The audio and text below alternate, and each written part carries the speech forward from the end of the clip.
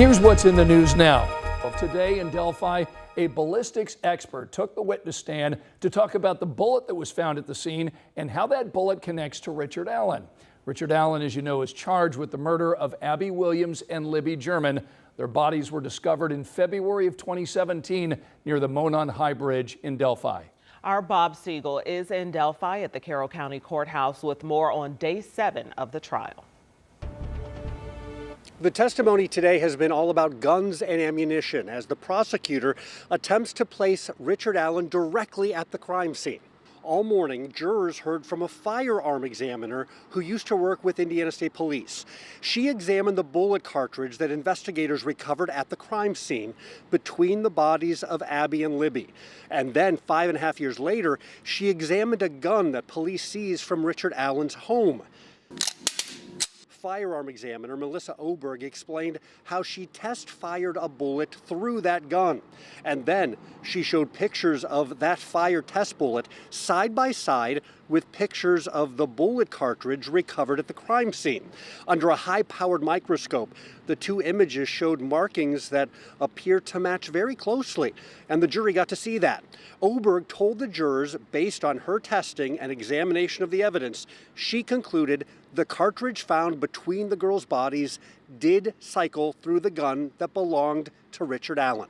It was dense testimony. Both some jurors and folks in the courtroom seemed confused, at times bored.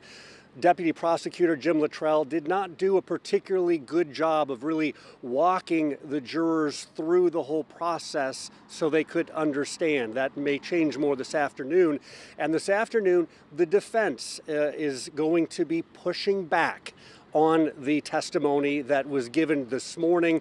Keep in mind, the bullet cartridge found at the crime scene was not fired. The test bullet in the lab, it was fired. And those are the images that the state is using side by side to try to link Allen to the crime scene.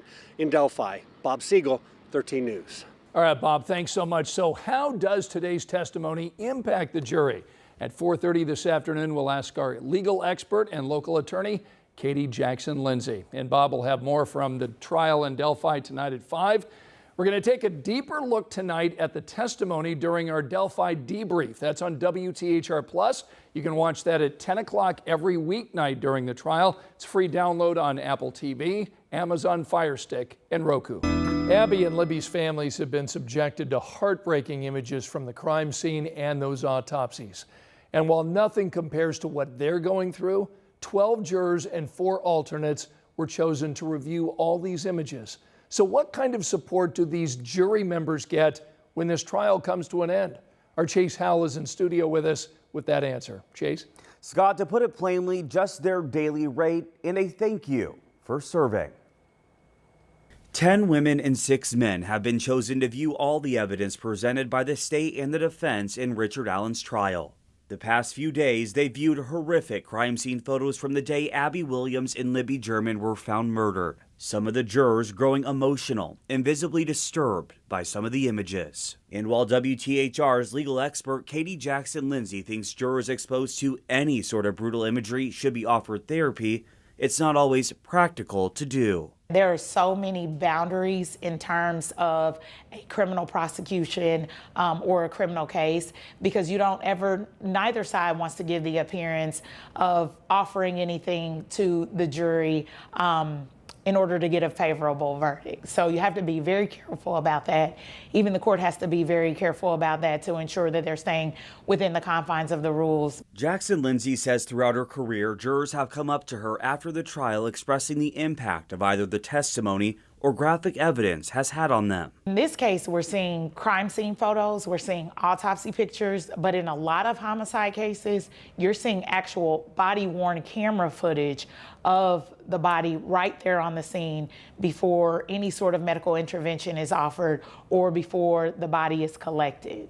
And so that can have an equally or more traumatizing effect. According to the National Center for State Courts, Alaska and Texas are the only states to offer therapy to jurors. They took on a burden that I was never going to be able to take on by seeing those pictures. I still haven't.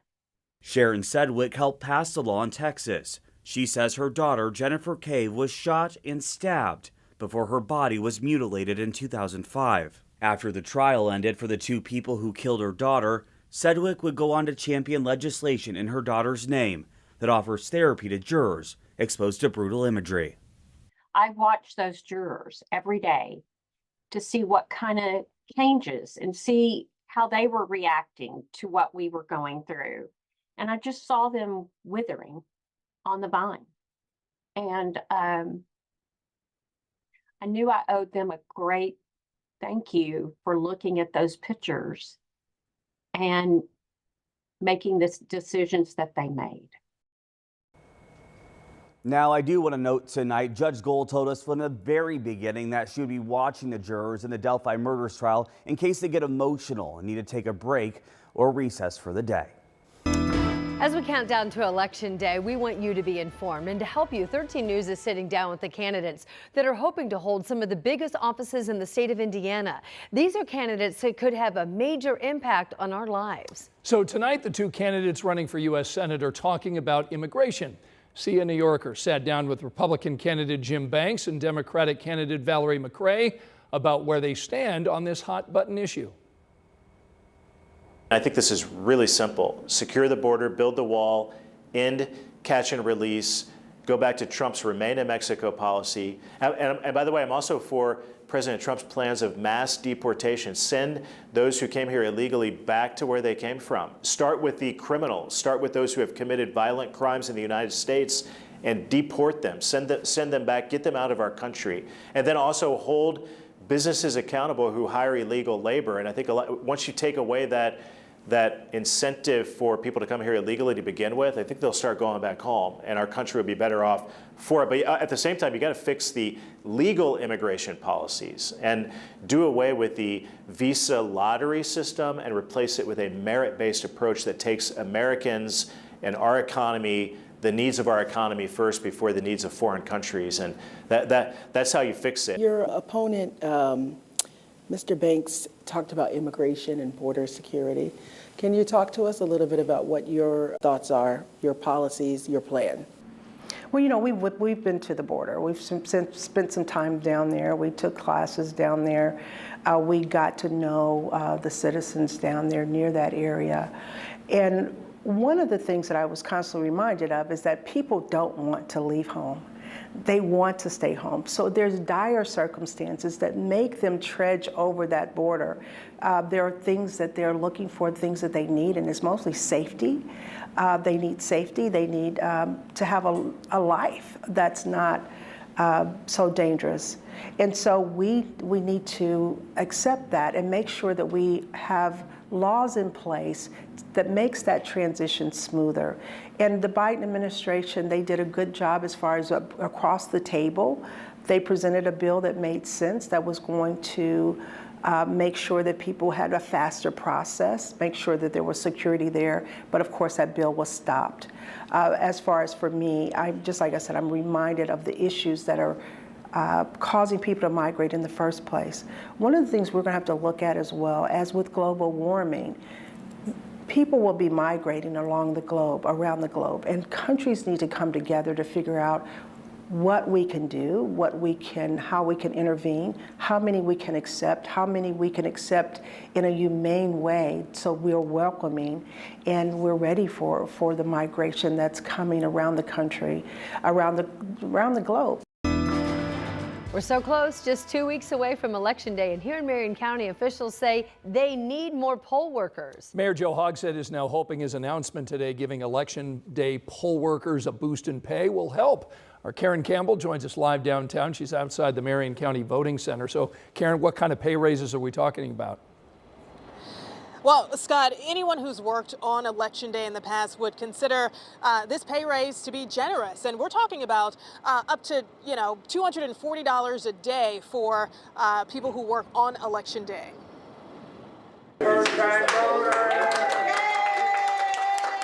Early voting continues at the Marion County Voting Center in downtown Indianapolis. It was smooth, the transition, the parking, the workers, everybody had a smile. So it was a good experience today. And on Election Day, Poll workers will have more to look forward to, a spike in their pay. I am so excited about it. Marion County Clerk Kate Sweeney Bell hopes the raise will encourage more people to sign up to work Election Day. On Tuesday, Mayor Joe Hogsett announced pay for Election Day workers will go from $100 to $180. Pay for Election Day inspectors will increase from $200 to $240 a day. These poll workers are, I call them angels of democracy because they're doing the Lord's work. Registered voters and residents of Marion County can sign up, including teens aged 16 and 17. We've passed a resolution to allow high school students not only to get out of school, but also to get some work experience and see what they're learning in their textbooks put into practice. Sweeney Bell says poll workers begin as early as 5 a.m. until long after the last voter has voted at 186 vote centers across the county. That pay increase is going to mean everything, because when people take time out of their day to come and serve their community and help, they could be anywhere else, but they come and they serve. And when people serve the people, they deserve to get a higher pay. Taylor Swift will perform the first of 3 concerts at Lucas Oil Stadium. Her fans have been looking forward to this for more than a year. Tonight, our Logan Gay shows us the big events that Swifties may also want to check out and the impact of the Eras Tour on Indy. People around Indianapolis have been busy preparing for Taylor Swift's visit. They've got everything covered to welcome the singer and thousands of her fans to our city. It's exciting. It's amazing. I've never seen anything like it. But it's not just the sold-out shows at Lucas Oil Stadium. There are a lot of Taylor Swift-themed events planned for the days leading up to the concerts, like the Eras Drag Brunch at the Skyline Club, Taylor Swift Trivia at Four Finger Distillery, and even a free Taylor Swift silent disco at the Garage Food Hall on October 31st. They know all too well what it's like hosting big events, but they say this concert is a game changer.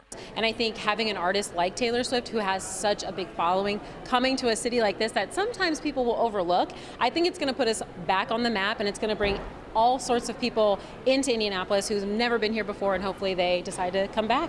Getting everything in order for a big event like this can be a heavy lift, but Felicia Gobon at the Garage says she believes Indianapolis is the perfect place to do it. We are ready for this. I think that we host so many different conventions, and like I said, if we can handle the Indy 500, we can definitely handle Taylor Swift. Darren Thomas with Pumpkin Fish, also located inside the Garage, says his Taylor Swift merchandise has been flying off the shelves, and they've had to continue to reorder. He's also planning to have raffles and promotions during the Taylor Swift events. He says events like this exceed small business owners' wildest dreams. The economy, phenomenal. I mean, hotels, restaurants. I mean, it's just like a Super Bowl almost, really. Other events include the Swiftie Party at the Children's Museum and the Tailgate Party at the Indiana State Museum. Gobon says the goal is to make sure everyone has memories to share from that weekend, even if they're not going to the shows. I think that if you can't necessarily afford to go to the concert, I think that you can, like I said, we have a non-ticket event. You can come here and you can dance to Taylor Swift the night before and have a great time with like-minded people and just be safe, and it'll be amazing. Do you consider yourself a Swiftie? I am. I do have a couple favorite songs. Yeah, what are your favorites? All right, I Can Do It With a Broken Heart. Yep. Love Story. Right. Enchanted. Okay. And I have another one. I wrote it down actually. It's Bad Blood. That's when I'm feeling feisty, I play that one. But you don't have concert tickets though. I don't. I'm one of the many people who do not have concert tickets. I'm in great company, I assume. But you know what? If Jim Irsay is feeling generous, he can send them my way. You know, just like anyone else, all you have to do is reach out online, like he said. Right, so, right. you know, I'm in need of a blessing, and he's in a blessing mood. You need to retweet him and then mention the blessing and then see if the Colts owner decides. Absolutely. So, you know, look out for my tweet, Jim. All right, Logan Gay, one of our Swifties here at 13. Thanks so much. So as we've been talking about, the Colts owner may indeed be your way to get into Lucas Oil Stadium. So here's the deal. He's giving away 4 tickets to the show on Saturday, November 2nd. He posted about the giveaway on social media. So all you have to do is retweet Jim Irsay explaining why he should pick you. The deadline is Friday at noon. Good luck. And there are photo ops popping up all around our city. Logan showed you a glimpse of some of these honorary street signs downtown in anticipation of the Eras Tour. 32 of the signs, in fact, paying tribute to Taylor's biggest hits. Fans can visit Long Live Lane, Bad Blood Boulevard, and All Too Well Way, just to name a few. Indy couldn't, of course, welcome the biggest pop star in the world without this larger-than-life image on the side of the JW Marriott. She is everywhere. And we've got a full list of all things Taylor happening here in Indianapolis. You can see the schedule on WTHR.com/scene-on-13. An Indianapolis man was arrested for allegedly groping several people at a haunted house. Police tell us the man was drunk and described as going on a groping spree before getting arrested. Our Chase Howell talked with one of the people running the haunted house about its security measures. Come to find out, it was one of the security guards at Hannah House who actually detained the man until police got there. And while organizers say this was a one-off, they've always had security protocols put in place to keep everyone safe. It wasn't the evil clowns or the zombies scaring some workers and patrons at Hannah Haunted House over the weekend. According to court documents, a man went around groping women's breasts, and one woman claims he even tried touching her son's private parts. It's so sad that an individual can ruin a good time like that. Allie Shepard helps run Hannah House. She says they have lead monsters on the trail, making sure everyone's hands stay to themselves. If someone reaches out and touches someone, we do call security immediately. That's our protocol. And we see if it was just a reaction, someone got scared and accidentally touched someone, or if it's more serious in nature, and our security acts accordingly. The security Shepard is talking about are actually trained professionals. These are former officers, former medical personnel that we use for our security team. We vet everyone out. Now let's say they have a feeling a group may be up to some ghoulish behavior. The people at the ticket booth give security a heads up. We also have a code word if we think someone might cause trouble, and we'll have security follow that group through just to make sure everyone's safe and sound throughout. And if organizers think someone's had too much to drink, they either won't let them in or they'll tell them to leave. Haunting at the Hannah House will be open Friday and Saturday, and then again on November 1st and 2nd from 7 p.m. until 11 p.m. All the proceeds will go back to the house for future events. Reporting here in Indianapolis, Chase Howell, 13 News. Tonight, many parents are coming together and they're calling for safety changes outside their children's school that's located on the southeast side of Indianapolis. Our Karen Campbell's been talking with frustrated parents today who tell her that they want drivers to slow down and INDOT to get involved. Well, the speed limit here on Brookville Road is 50 miles per hour, and that has become a concern for many parents who say it is now a safety issue when they try to drop off and pick up their children here at Burge Terrace Christian School. You have to kind of shoot the gap and accelerate very quickly to do it safely. On Thursday morning, Leslie Martin was driving her 3 boys to school off US 52, Brookville Road. She says a driver behind her became frustrated and followed her onto school property. This gentleman followed me, pulled up next to me, verbally berating me, pulled the car windows down, was flipping me off, doing vulgar gestures. Frightening moments. And I feel like every day it's a danger. Like, I shouldn't be scared to get my kids to school in the morning, and cars are flying and tempers are flying, and it's just not right. A tipping point for Martin and other parents. But something needs to take place. There's not one parent that I know that goes here that hasn't had something take place, some sort of incident, whether it's somebody speeding or doing something inappropriate. Parents say they tried to take action. And I've been calling INDOT since the beginning of September every week and haven't seen any wheels rolling yet. Linda Weiss is among others calling for school zone speed limit reduction or school flashing lights. When I pick up the kids after school, I'll tell them, hold on, because I gun it to get out of the parking lot. We need your help. We don't know if it's going to take a petition. I'm willing to canvass door to door. I'm willing to stand out here in Carline and get signatures, but my babies need to get to school safely. I did reach out to INDOT, who tells me that they have received complaints from parents. They also say they will reach out to the school to determine if any possible solutions can be met. In Indianapolis, Karen Campbell, 13 News. The principal of Burge Terrace Christian School told us today she's in favor of more signage or anything else that can help keep those students and their parents safe. If you're signed up for Medicare Part D, there are some changes that are coming next year. Part D is the voluntary portion that helps cover prescription drug costs. Allison Gormley tells us what's the deal and what to watch for in your coverage. Many of us dislike surprises. That's why it's important to understand some of the changes coming to Medicare Part D before the December 7th deadline. Step 1, track down your annual notice of change. That's the heads up your provider sends out about the upcoming year. NerdWallet says many plans are ending or merging. It will likely be around Section 1, and you can see whether you have the same plan, you'll be enrolled in a new plan, or your plan is ending altogether. Out-of-pocket costs for voluntary prescription coverage will also be capped at $2,000 in 2025. This can be especially big for people who tend to spend significant amounts on drugs annually or have had some recent healthcare changes. Another addition that might help with affordability, a new budgeting option that spreads out costs over the year interest-free. So how people can look at it is like a buy now, pay later option for Medicare Part D deductibles, co-pays, and or co-insurance. Making sure you're prepared for what might hit your pocket. Now, the coverage gap, nicknamed the donut hole coverage, that's going away in 2025. So I would explain that further, but it does it much better. All right. There you go. Thank you so much, Allison. A lot to keep track of there. We appreciate that. Yeah. All right. Well, if you like Allison's What's the Deal segments, you can catch her show streaming. We have it for you on WTHR+. All you have to do to access that is download the app now. You can get it on Roku, Fire Stick, and Apple TV. The driver who's accused of hitting and killing a 14-year-old boy on the east side is in jail. All of this comes nearly 2 weeks after a deadly crash on Cumberland Road. It was this morning that Joshua Rain turned himself in after a warrant was issued for his arrest last week. Our Lauren Kostick, the only reporter in the courtroom today. The family of Alberto Rivera tell me they are relieved after the man police say hit and killed him is now behind bars.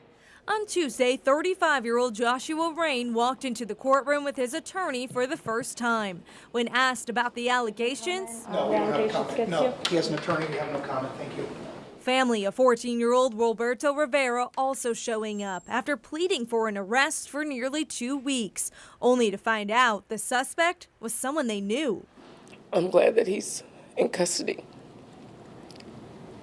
And I hope he doesn't drag us through a bunch of stuff because he knows what he did. Rivera was hit and killed while riding his bike on Cumberland Road almost 2 weeks ago. Police say Rain never stopped and told investigators he thought he hit a deer. Officers found pieces of his car at the scene, including a personalized license plate. A neighbor also provided video. Investigators say Rain showed up at the police station the next day. However, charges weren't filed until a week later. That's when a warrant was issued for his arrest last Friday. At the time of the crash, Rain was also on probation for other charges. If it wasn't for the warrant issue and him already being in trouble for a previous case, I don't think he'd have been here. If it wasn't for the fact that his license plate fell out on the ground, I don't think we'd be here. I don't think he would have told. After the hearing, Rain was taken into custody inside the courtroom. Rivera's family now pushing for justice. But we're going to get him justice, for sure. Again, Joshua Rain is in the Marion County Jail and is currently not allowed to post bond, something his attorney hopes to change. In Indianapolis, Lauren Kostick, 13 News.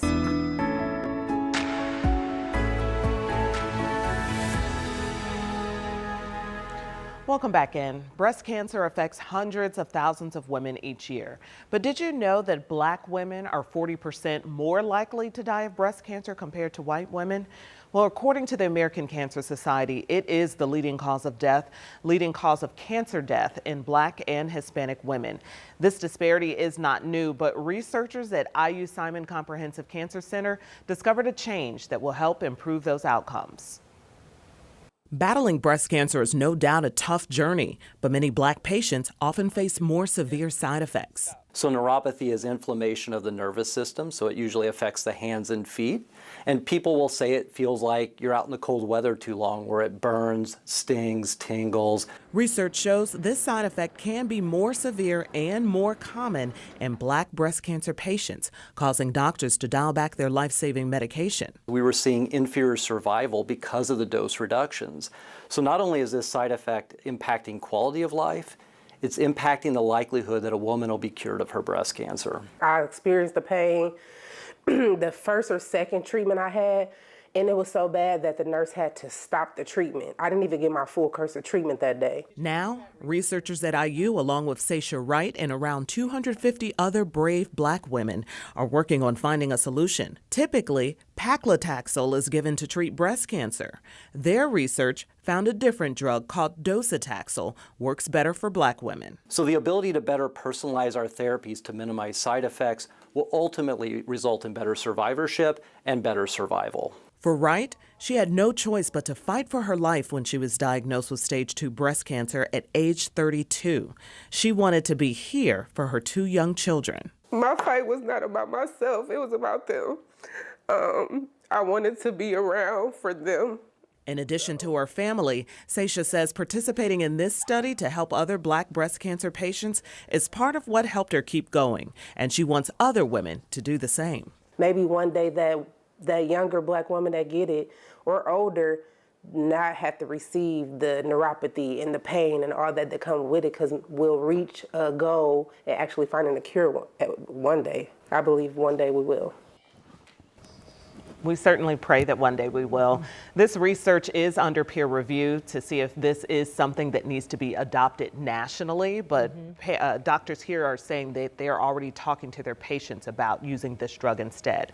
And then as for Seisha, she's been in remission for 4 years now. Good. She does take medicine to keep herself healthy for her 2 little ones and her loving family. But she's doing good. And we talked about the need for more research, and we also talked about the need for more Black patient participation in research. We know, given the history and some things that have happened in this country, a lot of Black people can be apprehensive about the medical community and science. But it's needed as we talk about medical advancement and saving lives. We need Black people to participate in some of this research. That's right. That's just really a great message. And kudos to her. I mean, she's a survivor. She's got young kids and everything, and she's still taking the time to participate and get the word out. So she chose to fight, and she wants other women and other Black women to know they should be fighting too. Yeah, to win. Fight to win. Yes. Yes. Our Samantha Johnson spent the day in Bloomington. Oh, there is so much excitement around this team, around this university right now. In fact, today we heard from head coach Curt Cignetti, who talked about the incredible 7-0 start to the season. But for the team, for the players, for the university, we know it's about much more than football. Everything from t-shirts, tank tops, sweatshirts, jackets.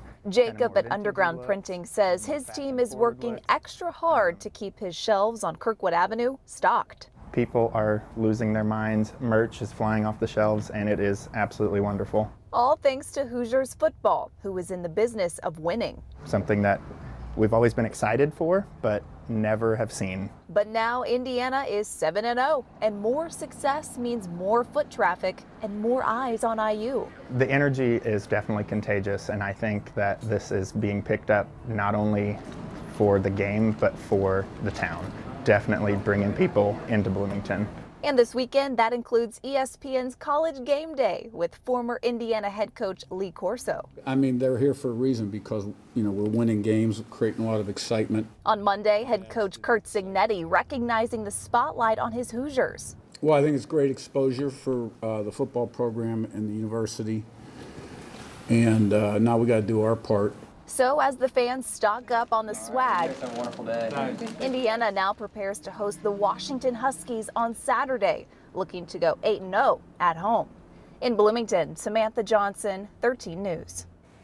And that game is sold out. In fact, all of IU's games at home are sold out for the rest of the season. IU's coaching staff confirming today that red shirt quarterback Curtis Rourke will miss this weekend's game. Remember, he had that thumb injury. They expect him to make a return sometime in the regular season. And so that means the quarterback out of Center Grove, Taven Jackson, gets the start at QB Saturday. 13 News will be live in Bloomington on Saturday before the game, and you can watch that right here on Channel 13. That starts at 8 a.m. Hi, everybody. Week 8 in the NFL. The Colts on the road against the Texans. It's time for Inside the Huddle. Zaire Franklin, thank you for the time. First off, you had a great game last week. Congrats. A win is a win, right? Yes, sir. Always good to get That's what it's all about. Doesn't matter how ugly it is or what the offense does. You get the W. Nobody asks how you get it done, right? There's no such thing as an ugly win. A win is a win. They all count the same. Okay, now you go to Houston. If you win this thing, you guys are locked back up in the AFC South for first place. How big a deal is that to you guys? I know it's only week 8. I mean, honestly, we know the ramifications, but it's all about us. Just got to focus on us being the best version of ourselves on Sunday. We got an opportunity to play a talented Houston team in Houston on Sunday, so we got to come out with a good performance. Of course, they beat you guys in week 1. Why is this team different now than when you saw them in week 1? I think every team grows and changes throughout the season. I would say the same thing about us. I wouldn't say we're the same team for week 1. Same way I wouldn't say they're the same team for week 1. Every team in the league has to take on the challenge and the journey of climbing this mountain, which is the NFL season. And when you get to the end, you get to find out who you really was the whole time. That's a good way to put it. All right, C.J. Stroud, dangerous. Joe Mixon had a great game. Who do you worry about most? I mean, both those guys you got to worry about. I mean, they got their weapons. We got our weapons. So we'll be okay. I like that. DeForest Buckner back. How big a deal is that for you? It's huge. It's a monster. I mean, he's a game wrecker. He's a game changer. I'm looking forward to having 9-9 in front of me. It'd be neat to see him back on the field. All right, so we got the kid of the week. Who you got for us this week? Okay, the kid of the week is Max Statchel, from McCordsville. Okay, they say he loves sports, competes in wheelchair basketball and track. So shout out to Max Statchel. Shout out to McCordsville. Go Colts. Get it done. Go Colts. Thanks for the time. Inside the Huddle with Zaire Franklin. I'm Dave Calabro.